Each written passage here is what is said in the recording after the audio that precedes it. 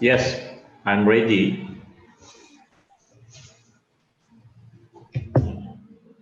Hello? Wala. Yes, sir, we can hear you, Dr. Baguinon. You hear me? Yes, sir, very clear. Okay. So I'm going to start my presentation.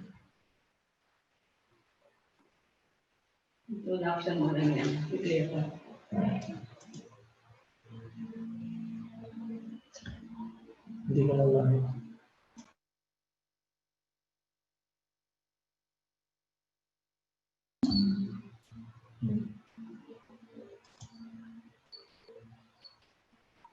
Ano yung stop video?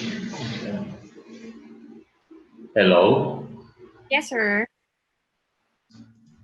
Am I going to start now? Yes, sir. You can share screen, sir, for your presentation. Okay.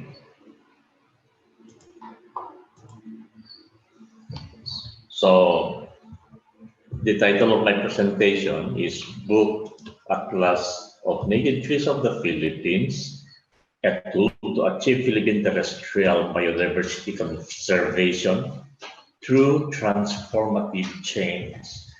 In the first slide, you see, the first slide, I have compiled maps of the Philippine forest cover, namely 1900, 1920s, 1960s, 1970s, and then 1987 and 1999. As you can see, the green color represents the forest cover, and through time, you see a very rapid decline of the forest between 1960 and 1970. I was raised in the small town Gataran, Cagayan in 1950. Then in 1966, I finished my high school and immediately was hired by the Bureau of Forestry as forest guard. And I had seen in 1966 the increased network of logging roads in my province. And after the selective logging and selling of timber as logs abroad, the landless kaingineros use the same logging roads to farm, and the converted farms became grasslands.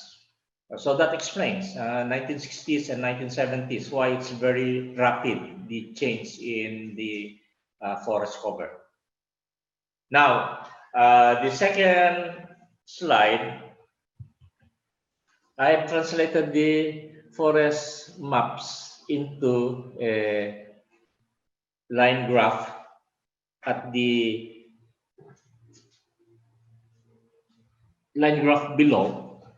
Total forest cover, you see, and from 1900 to 1990, there was a slow decrease up to 1950, and then rapidly the decline was between 1950 and 1970.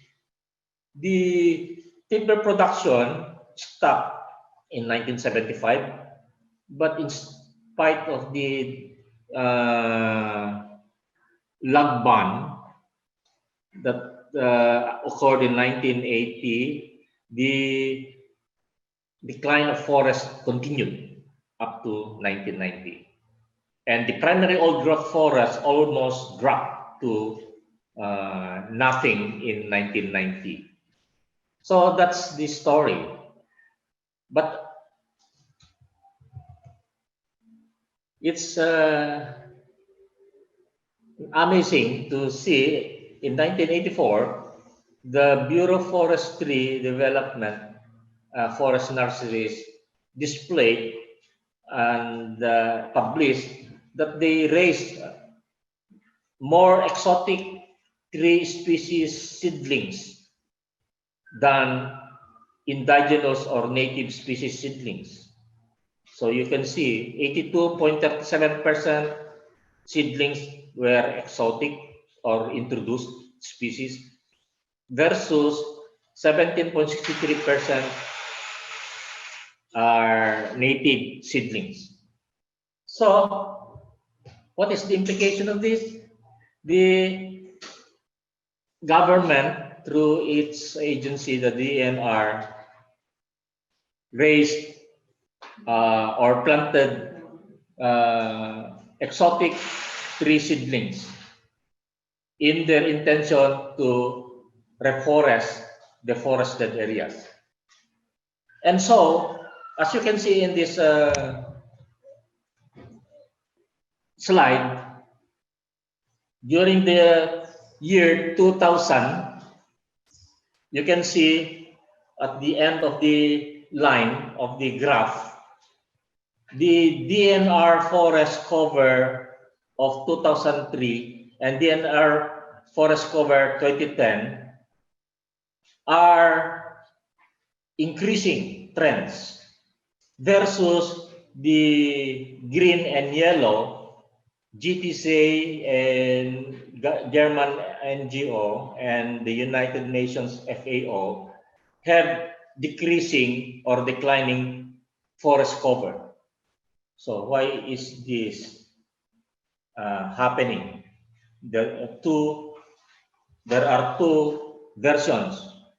Increasing trend of natural forest cover is because DNR included tree plantations as additional national forest cover, while the declining forest cover by GPSA and FAO only counted natural forests. So there are two different paradigms. The DNR believe that reforestation can be done by planting both exotic or introduced trees and native, while the FAO and GTSA, they only considered natural forest cover as forest. So we have a problem.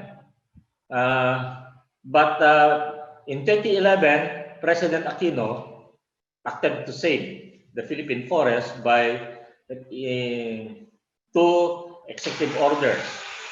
The first is Executive Order 23, which is Lagban. And this executive order, pinalakpakan ito ng mga green convergence of the Philippines. Pero isinuka naman ito ng mga pro-logging groups. Then the second Executive Order 26 is the National Greening Program.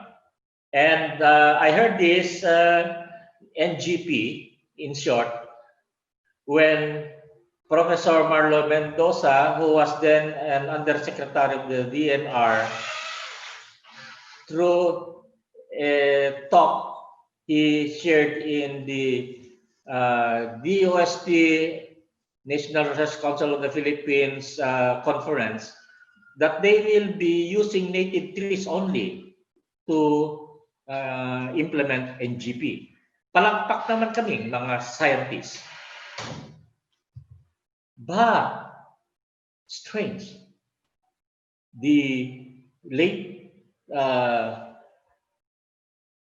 news we saw through the internet. First, the Rappler.com showed that the COA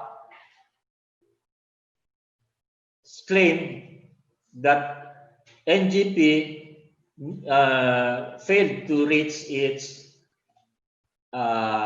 aims, or in other words, the target.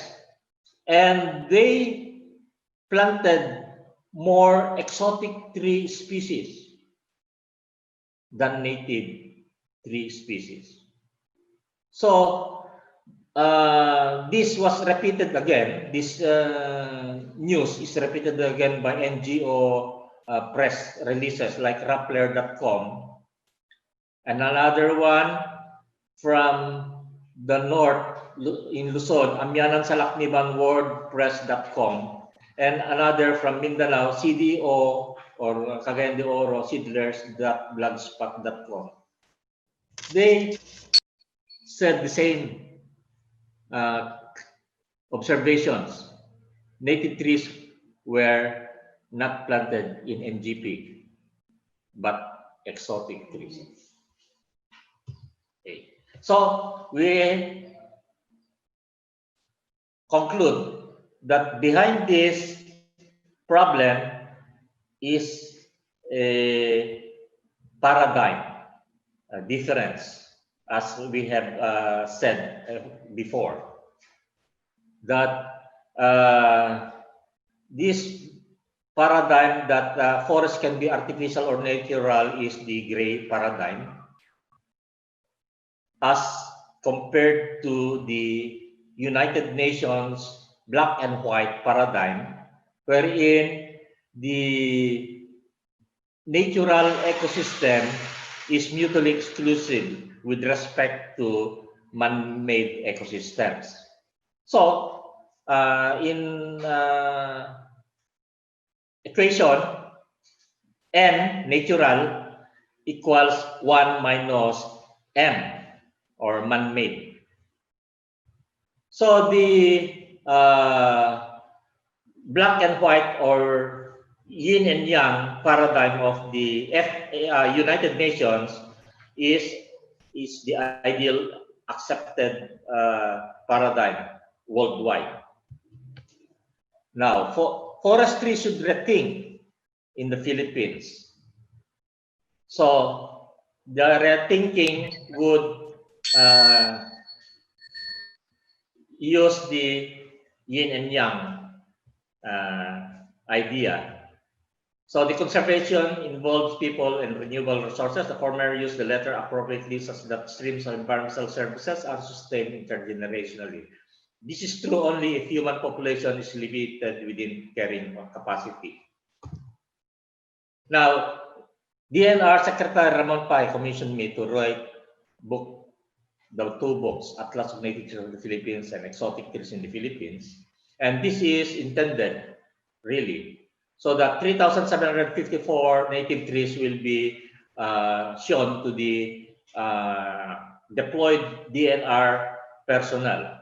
So they'll be able to identify native trees in the respective landscapes where they are deployed. The exotic trees also are included. Okay, the values of the two books is for national interest and for transformative change and for biodiversity monitoring. Thank you. Nabuhay tayo at ang inang kalikasan. Thank you very much, Sir Nestor. Yes? Meron pong tanong dito. Yes? Ang katanungan po daw ay, are you willing to share to them your PowerPoint presentation? Is this okay with you? Yes, yes. I'm very glad to share this PowerPoint presentation para sa inang kalikasan. Thank you very much, sir. Thank you very much, sir. Ano daw? Any questions from the Hindi ko participants? maintindihan. Choppy.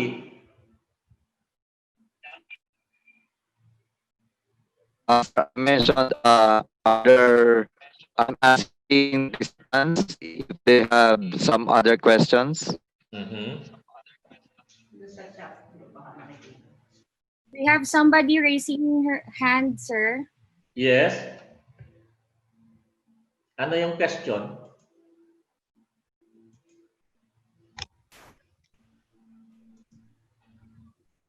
Hello?